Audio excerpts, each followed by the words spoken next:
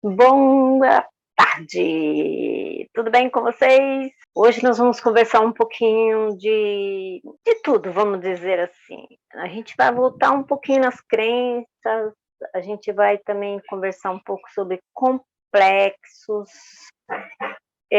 personalidade, vamos conversar um pouquinho de cada. Então, para nós entendermos um pouco mais, baseado nessa época do hoje, o presente, a gente vai trabalhar trazendo o estudo de Jung. Ele era um psicanalista analítico. O que é o analítico? É aquele que escuta, não ouve, não ouve. Escuta, é totalmente diferente.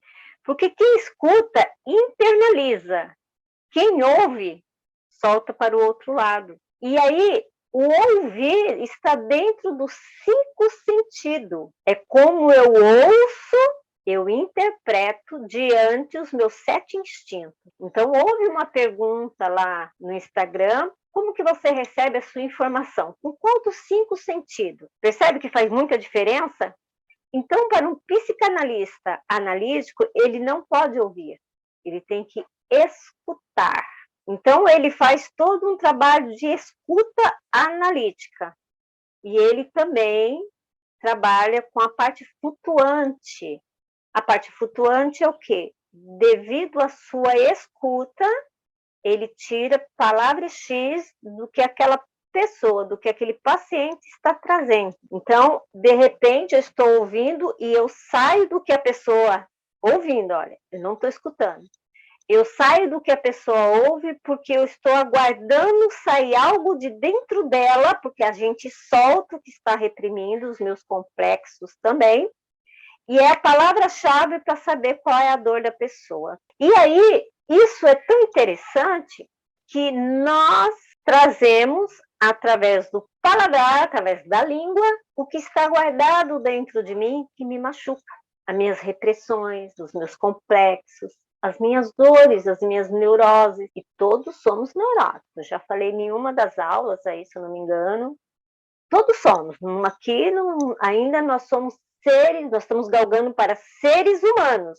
Ainda não somos humanos, nós somos seres humanos, como nós já fomos seres animais, como já fomos seres vegetais, seres minerais. E todos esses seres que nós já fomos nos reinos estão dentro de nós. Portanto, muitos pensamentos instintivos que nós trazemos, não vamos dizer que é 100%, mas a maioria dos pensamentos está atrelado a esse momento de algum reino que eu vivi. E começa trazendo nos primórdios da vida, lá no começo, como um ser humano, a formar a crença. Por quê? A crença é como se ela fosse um arquétipo que está no meio de nós, dentro do inconsciente coletivo. Então, todo mundo continua fazendo as mesmas coisas.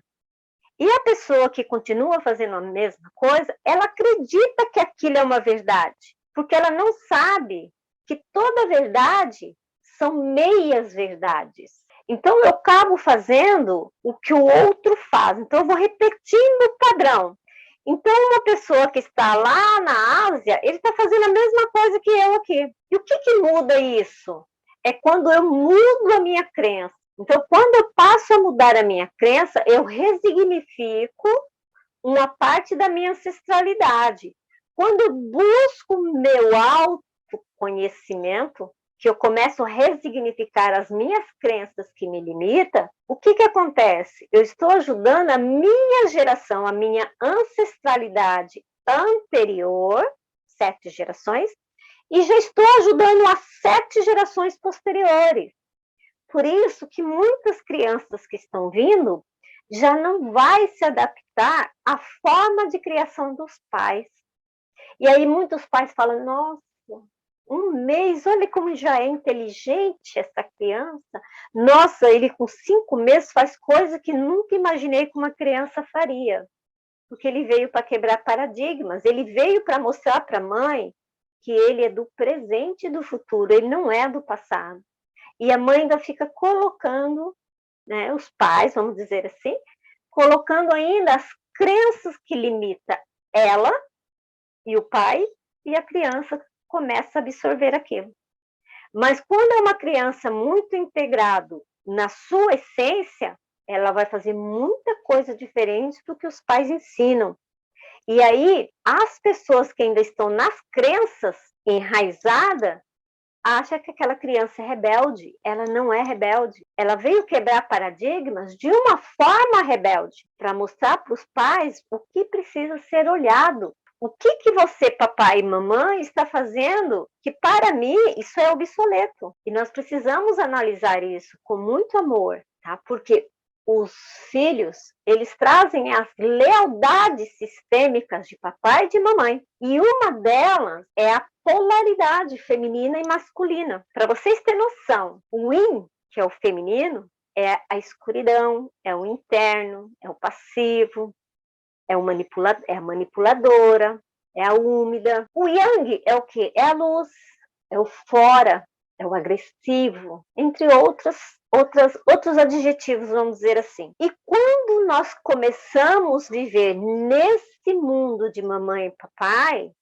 a menina, ela traz uma sombra dentro dela, e o menino traz uma sombra dentro dele. Então, nós estamos na reunião reencarnatória, eu vou escolher o papai e a mamãe de acordo com aquilo que eu preciso trabalhar em mim, olhar as minhas sombras, porque papai e mamãe têm, então a gente já sabe o que vai passar. Então não existe de mãe ruim, pai ruim, não existe.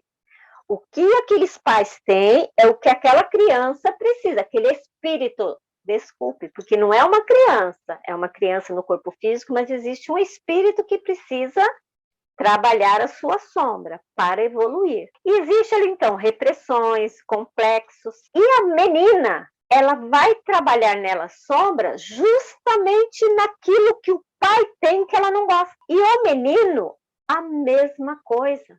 O que a minha mãe tem que eu não gosto? É o que está na minha sombra. Então, é uma projeção. Eu me projeto na minha mãe, mas eu a julgo para não olhar para mim. E assim é a humanidade. Então, por isso que eu sempre digo para vocês, não julgue. A gente pode constatar, mas julgar errado nunca, porque o erro não existe. O que precisamos aprender é como olhar para isso. Então, se eu estou olhando para o meu pai com um julgamento, tem algo no meu pai que está em mim. Mas não é o meu pai que está com aquele problema, sou eu que vim para olhar para isso, porque eu estou olhando como menina para o masculino do meu pai e a menina, né, a menina para o pai. O menino, ele julga a mãe, mas a minha mãe não me deu valor, a minha mãe não sei o quê. Não, é porque isso está guardado dentro de você e a gente projeta no outro. E aí, quem que eu vou buscar quando eu quiser me relacionar? O espelho da minha mãe e o espelho do meu pai. Aquilo que eu não gosto neles, que eu acredito que são deles, é meu. E eu vou projetar onde? No meu parceiro. Por isso que muitos namoros é maravilhoso. Mas depois, quando eu me vejo olhando para o meu pai, olhando para a minha mãe, eu começo as brigas. E aí começa o quê? Os fins de relacionamento. Porque eu estou projetando nele aquilo que eu não gosto no meu pai. E vice-versa. Vamos lá, vamos entender um pouco hoje. Quem sabe, quando começar as doenças, vocês vão estar lá tinindo. E aí, vocês vão ver que o médico é um suporte que tem ali para ele necessidade somente. Porque o resto, eu não preciso daquela medicação. Eu só preciso tomar vergonha na minha cara, mudar meu comportamento, pensamento e sentimento, que a doença não virá. É assim, gente. E é tão simples se curar. Por que o ser humano traz uma crença que a doença é uma coisa ruim? Não é. A doença está ali. Olha, toma vergonha na cara, você está sendo orgulhoso. Olha, toma vergonha na cara, você está sendo guloso. Olha, toma vergonha na cara, você está sendo avarento. Olha, toma vergonha na cara, você está sendo irado, com muito ódio. Olha, toma vergonha na cara que você está tendo inveja do outro. E todos esses pecados capitais eles fazem parte de nós, mas quando eu não uso bem, ele faz mal, entre aspas, para mim. Então, a doença não vem por causa do vírus, devido à minha percepção e os instintos, que são os pecados que eu carrego, e dentro das crenças onde eu fui criado, tá? Então, tem muita coisa aí. Vamos trabalhar um pouquinho hoje no mundo externo. Como que tudo isso se dá? É muita coisa para ser falado. Mas eu vou dar uma pincelada para vocês no nosso mundo externo. Como que se dá, tá? Então, vamos lá. Eu vou colocar aqui para vocês. Primeira coisa, todos nós temos uma persona. O que é persona? É uma máscara. Então, eu, Fátima, nesse momento, estou tendo uma máscara aqui como professora. Quando eu desligar aqui o Zoom, eu vou ter uma máscara de estudante. Por quê? Porque eu vou voltar a estudar. Precisamos, independente se é uma necessidade, mas a gente escolhe uma máscara para cada momento da nossa vida. É errado? Não, não é. Eu não posso, vamos supor, brincar com uma criança falando criancês, e chegar aqui e dar uma aula para vocês falando como criança. Não, para cada momento é uma máscara. Precisamos entender quando aquela máscara é mentira. Porque tem gente que vive uma mentira acreditando que é verdade. Tem isso também, mas eu não vou entrar nesse assunto agora. Então, primeiramente, olha só. A gente cria uma persona. Gente, é tão interessante quando temos um conhecimento de si. Não é fácil você limpar a lixeira. Mas quando você sabe o que te chateia e o que não te chateia, é muito legal. Porque o que o outro vai falar não vai me atingir, mas tem coisas que eu não vou fazer porque eu não vou gostar. Porque eu sei que aquilo me chateia. E aí eu vou olhar, por que aquilo me chateia? Tudo tem um porquê e nada está errado. Vamos voltar. Então nós temos uma persona que é a máscara. Por que a máscara? Porque cada hora eu estou pondo uma cara aqui. E o Jung trouxe como persona que é a máscara. Tá? Que é quem? Nosso ego. É como eu me apresento para o mundo. Então, quem olha a cara da Fátima é como ela está se apresentando nesse momento. A Fátima está sendo uma orientadora, uma professora. Então, aqui é o quê? É o ego. O ego é ruim? Não. Precisamos dele? Sim, porque ele faz parte do meu corpo físico. Mas são as minhas percepções, os meus complexos, as minhas sombras, as minhas dores que faz que o meu ego seja exacerbado, inflado, desorganizado, desequilibrado, desestruturado. Então, quanto mais eu tenho conhecimento de mim, mais eu tenho uma máscara leve, eu tenho uma persona tranquila, porque eu não preciso mentir para o outro nem mentir para mim. Então, quando eu não gosto, já mostro na cara. Quando eu gosto, já dou um sorriso. Agora, quantas pessoas não estão gostando e estão lá com um sorriso amarelo, com cara de paisagem? Tudo tem que ser autoanalisado. Então, a persona, né, que é a máscara, que é o ego, ele é o quê? Nada mais do que a nossa consciência. Então, ele é a nossa consciência.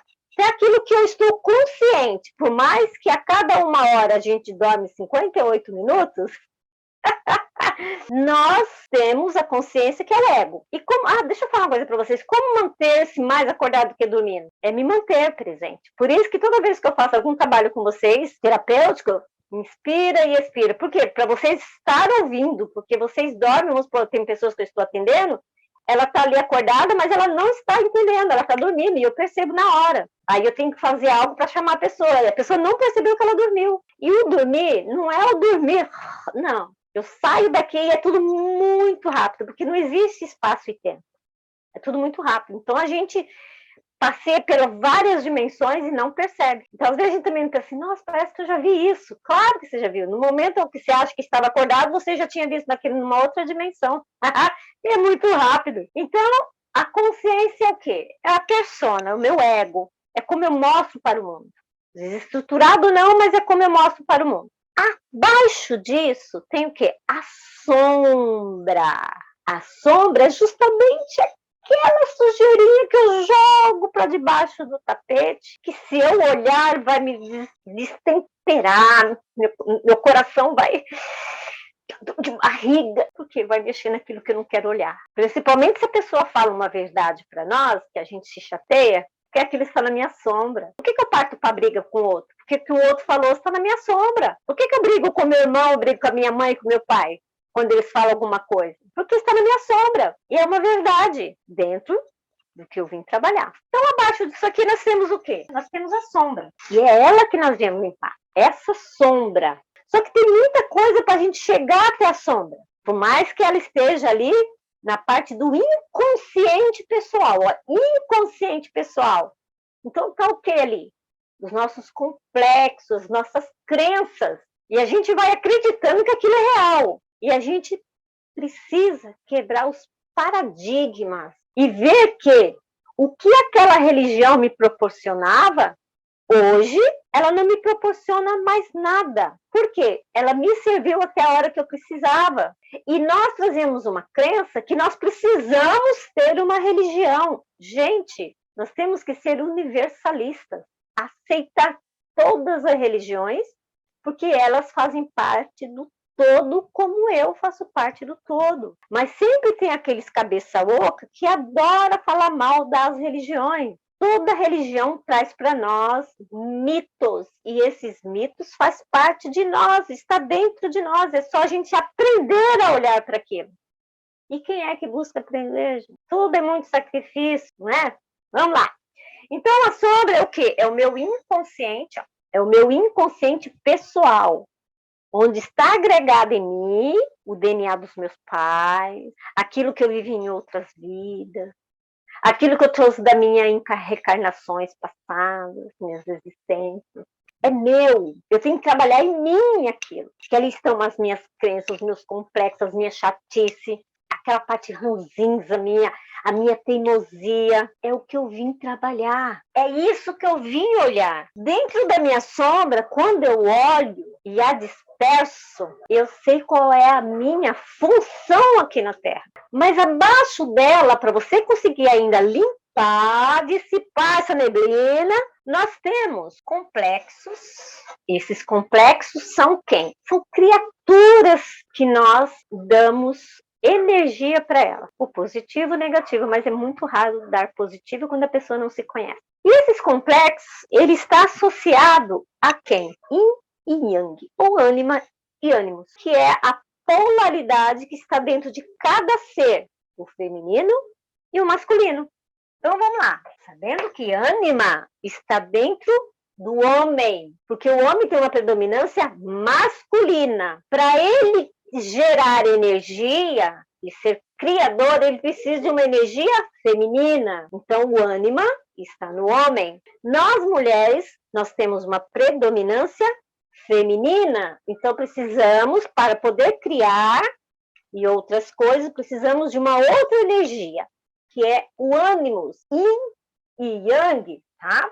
Pode ser assim, quem conhece também. Qual é a minha sombra? Que é o que eu falei lá no começo. A minha sombra está atrelada ao meu ânima e meu ânimos. Então, papai e mamãe, por amor, eles têm a mesma sombra que aquele espírito que vai encarnar precisa olhar. Então, como que eu escolho papai e mamãe?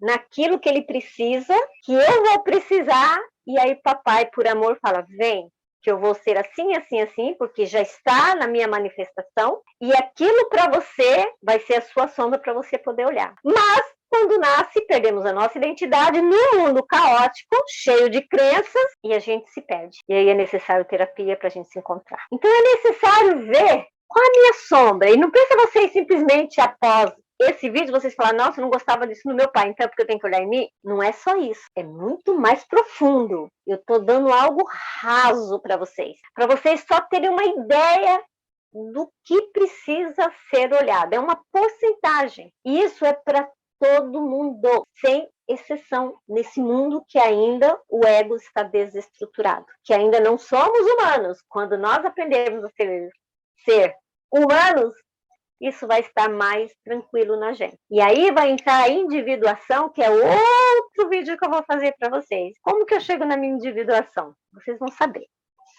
Então, a parte disso aqui, que é o inconsciente pessoal, nós vamos entrar agora no inconsciente coletivo. Ele pega uma parte da ânima e do ânimo? Sim, porque o inconsciente pessoal, ele está na sombra, que é algo que eu vim trabalhar em mim. Mas quando eu venho, eu tenho essas duas polaridades de papai e mamãe, e essa polaridade de ânima e ânimos, ele está na onde? No inconsciente coletivo. Essa polaridade, energia feminina e a masculina, ela vem trazendo toda a energia desde que o mundo se formou. Então, toda essa energia, quando o mundo se formou, está dentro de nós. E aí dá uma bagunça na nossa cabeça, porque a gente vai trazendo no nossa psique a época lá dos homens das cavernas, que a mulher, que é o ânima, ela era submissa, passiva, ela tinha que ficar dentro de casa, cuidando dos bebezinhos, para quando o marido chegar, ela tá ali para cuidar do marido. Ou seja, ela se anulava.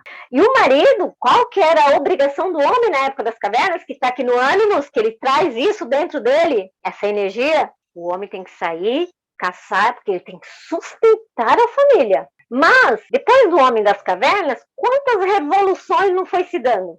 E tudo isso está dentro das duas energias que faz parte de nós, ânima e ânimos. Vocês estão entendendo? Eu acredito que vai dar um nozinho, mas vai fazer muito sentido. E quando faz sentido, aquilo entra. Então, a energia ânimos e ânima está no nosso, permeando o nosso planeta desde que o mundo é mundo. Então, toda essa energia está dentro de nós. Então, é uma das sombras que está em mim, porque está atrelado na minha crença lá daquela época. Então, eu preciso olhar para isso. E é o que mais me machuca, porque eu ainda estou na crença primitiva. Viu como é importante a gente quebrar os paradigmas? Como é importante a gente saber como que eu me comporto diante de cada situação? Por que eu dou tanta ênfase para a doença? Por que eu dou tanta ênfase para a morte? Por que eu dou tanta ênfase para a família? Por que eu dou tanta ênfase em pensar positivo? Se é o negativo que nos move, não é o positivo que nos move. O que nos move é o negativo. Dentro do átomo existe o próton e o elétron. Quem é que se move? Não é o próton que é o positivo, é o elétron. E nós ficamos lá pensando positivo. Você pensar positivo não te leva a nada. O que te leva a alguma coisa é quando nós estamos negativados. É ele que dá o pulso para nós, para a vida. Então, aqui embaixo do inconsciente coletivo, existem os arquétipos, é uma ideia, é uma fonte luminosa. A primeira energia que precisava moldar o planeta Terra, ele teve o quê? Ele precisou de trazer para ele um arquétipo do que seria o planeta Terra. Então, o que é? Ele teve uma ideia. Então, o giz, ele é um arquétipo, ele serve para alguma coisa. Então, quando fala giz, a gente já tem a imagem. Essa caneta, ele é um arquétipo. Porque quando eu falo uma caneta, a gente já traz a imagem. Esse relógio, ele é um arquétipo. Porque quando a gente fala relógio, a gente já vê a imagem. E assim foi essa energia primordial que moldou todo esse planeta. Ele precisou trazer uma imagem, ou seja, uma ideia arquetípica de que o planeta ia funcionar assim, assim, assim, assim, assim, assim, assim. Tantos bestilhões de anos ia acontecer isso, isso, isso. Mais alguns bestilhões de anos ia acontecer isso, isso, isso. Tudo estava dentro desse arquétipo, dessa ideia, porque o planeta Terra é mental, o mundo é mental. Olha o elemento ar aí, por isso que eu falo, sejamos sentimentais, mas quanto mais racionais, junto com o sentimental, em equilíbrio, a gente nunca vai meter os pés pelas mãos. E sempre vai encontrar solução, não vai haver mais problema. Quando a gente traz os dois em equilíbrio. A mesma coisa de ânima e ânimo. Eu saber do meu papel de mulher, o que me dá prazer, e dentro do meu masculino, aqui, usar meu masculino. Então, eu como mulher, na minha energia feminina, eu sou passiva, tá? Não Fátima, vamos lá. Energia feminina, ânima em mim. Ela é passiva, ela é mais reservada, tá? Ela é mais tranquila, paciente. E o ânimos em mim é o quê? É aquele que vai para fora, é aquele que busca ser provedor. Então, se eu saio a trabalho, eu estou sendo yang.